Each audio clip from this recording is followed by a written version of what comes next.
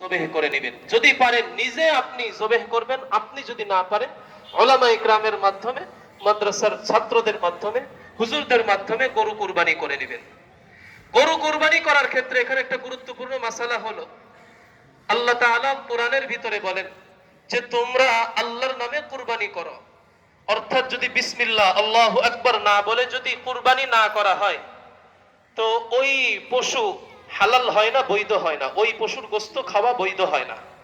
অনেক সময় দেখা যায় গরু যদি বড় হয়ে থাকে, প্রথমে এক পোষ দেওয়ার সাথে সাথে বিসমিল্লাহ বলে প্রথমে শুরু করেছে, এক পোষ দেওয়ার সাথে সাথে গরু দাঁড়ায় গেছে। গরু দাঁড়ায় যাওয়ার কারণে কসাই যে থাকে সে ওই হুজুরের হাত থেকে ছুরি নিয়ে বাকি যেই জবাইয়ের কাজ আছে ওই জবাইয়ের কাজটা সে সম্পন্ন করে ফেলে।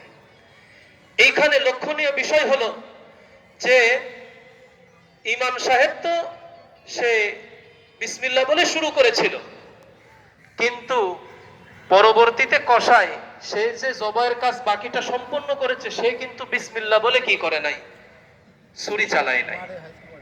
আর প্রত্যেকটা গরুর ভিতরে 4টা নালী থাকে, খাদ্য নালী, শ্বাস নালী, আর 2টা থাকে রক্ত নালী, ওইটাকে শাহরগ বলা হয়। 4 রগের ভিতরে 3টা রগ অবশ্যই তাকে কাটতে হবে, 3টা নালী তাকে অবশ্যই কাটতে হয়, তাহলে গরু জবাই করা বৈধ হয়, সহিহ হয়।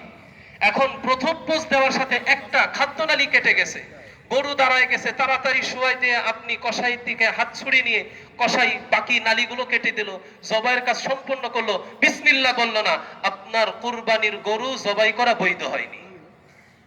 এ কারণে যদি দুর্ভাগ্যবশত অ্যাক্সিডেন্ট হয়ে যেতেই পারে, গরু হঠাৎ করে উঠে দাঁড়াইছে, কসাই যদি হুজুরের হাত থেকে ছুরি নিয়ে নেয়, সাথে সাথে পাশে দাঁড়ানো আমরা যারা থাকবো সাথে সাথে বলবো, কসাই সাহেব আগে বিসমিল্লাহ বলেন, তারপরে গরুর গলায় ছুরি চালান।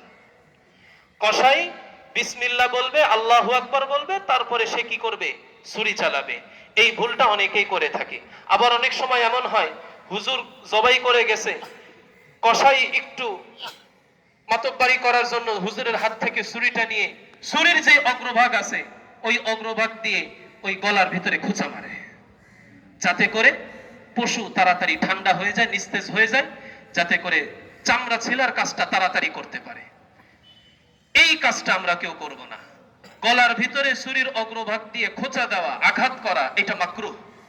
এই কারণে গরু জবাই হয়ে যাবে, ইমাম সাহেব হুজুর গরু জবাই করে দিয়ে গেছে, যতক্ষণ না পর্যন্ত গরু ঠান্ডা না হবে ততক্ষণ পর্যন্ত গরুর গায়ে হাত দেওয়া যাবে না। আবার অনেক ভাই এই কাজও করি, গরু ঠান্ডা হওয়ার জন্য জবাই দিয়ে গেছে, 5 মিনিট পরে পায়ের রগগুলো কেটে দিই, যাতে করে গরু ঠান্ডা হয়ে যায়, নিস্তেজ হয়ে যায়। গরুর পায়ের রগগুলোও কাটা যাবে না যতক্ষণ না পর্যন্ত পরিপূর্ণভাবে গরু নিস্তেজ না হবে, ঠান্ডা না হবে, ততক্ষণ না পর্যন্ত আমরা গরুর গায়ে হাত দেব না।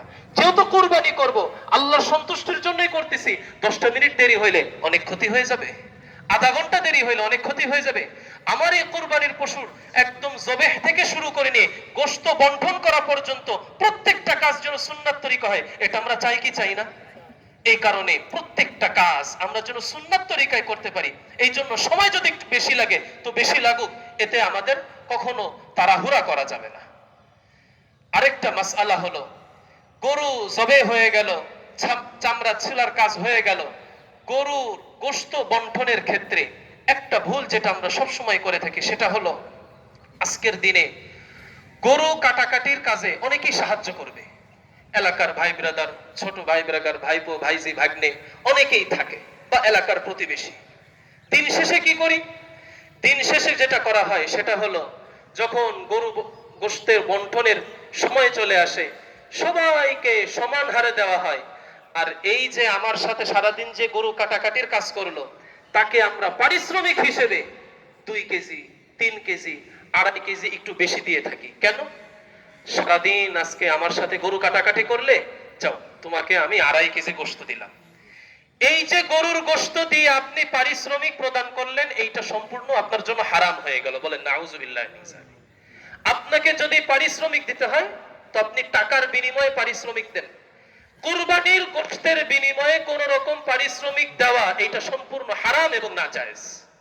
আপনার ঘরের ভিতরে বুয়া আছে, কাজের মানুষ আছে, তাকেও যদি আপনি বলেন এই নাও 1 কেজি গোশত, আর 1 কেজি গোশতের দাম হলো 800 টাকা। 800 টাকা তোমার মাসিক ইনকাম থেকে কেটে নিলাম। এইটাও সম্পূর্ণ হারাম এবং নাজায়েজ। তবে রান্নাকৃত গোশত, আপনি ঘরের ভিতরে রান্না করেছেন, এই রান্নাকৃত গোশত আপনি যত খুশি তত খাওয়াতে পারেন, কোনো সমস্যা নেই। কিন্তু কাঁচা গোশত আপনি পারিশ্রমিক হিসেবে আপনি তাকে দান করবেন, এটা আপনার জন্য হারাম হয়ে যাবে। এই কারণে দিন শেষে আমাদের সাথে যারা সহযোগী থাকে তাদের জন্য আমরা এইরকম ভাবে সবাইকে দিলাম 1 কেজি করে, আর যে গোশ কাটাকাটি করলো তাকে দিলাম 3 কেজি। কেন?